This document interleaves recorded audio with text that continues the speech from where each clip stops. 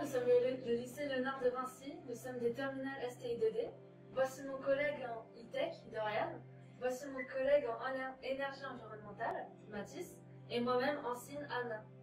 Nous allons vous présenter le projet Aquagreen.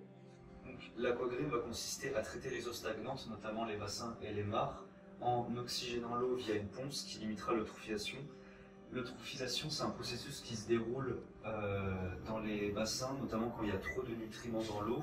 Les algues se développent trop et étouffent les plantes qui produisaient de l'oxygène pour l'écosystème. L'écosystème étant privé d'oxygène, il périt tout simplement, que ce soit la faune ou la flore.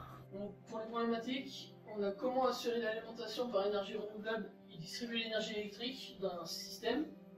On a comment limiter l'eutrophisation et le développement des cyanobactéries d'un plan d'eau de façon autonome.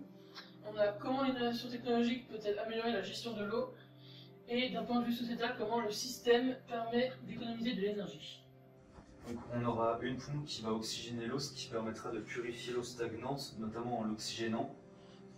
Donc, comme fonction technique, on va stocker l'énergie solaire dans les batteries. Et la structure de l'aquagreen, j'ai choisi une structure séparée en deux. On aura une partie flottabilité et une partie fonctionnelle avec tous les équipements à bord. Pour ce qui est de la partie flottabilité, elle sera assurée par le polystyrène. La partie fonctionnelle sera fabriquée en ABS. Pour ce qui est de la forme de la structure, je me suis inspiré du char d'assaut de Léonard de Vinci. Donc c'est une forme en hexagone qui me permettra de mettre 6 panneaux solaires qui alimenteront justement la pompe qui sera placée à environ 40 cm sous la surface de l'eau. Du coup, pour ma partie alimentation, je me suis occupé de tout ce qui est générer l'énergie et la distribuer.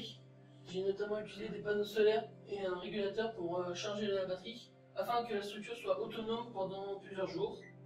Le travail quant à moi est d'utiliser la sonde pH pour activer la pompe grâce à une carte microcontrôleur. Celle-ci activera un relais de puissance qui permettra l'oxygénation de l'eau. Alors pour ce qui est de l'aquagreen, ici on peut apercevoir la partie flottabilité qui est assurée par le polystyrène. Ensuite, toute cette partie-là, c'est la partie fonctionnelle où il y a tous les équipements, notamment une batterie, les panneaux solaires, ainsi qu'une carte microcontrôleur qui sera à l'intérieur. Donc ici, on peut apercevoir la pompe qui va me permettre de faire un refoulement d'eau, donc ça va créer un mouvement d'eau, ce qui va oxygéner l'eau. Ici, on a une caisse qui va me permettre de mettre des masses de filtration si je le désire.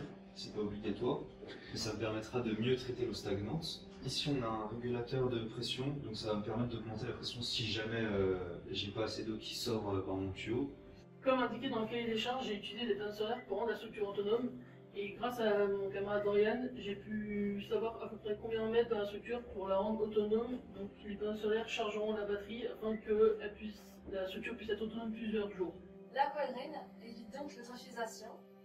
On utilise des matériaux recyclables et de l'énergie renouvelable. Cela pourrait aider l'environnement sans besoin d'intervention d'humains, tout en évitant la pollution des étangs.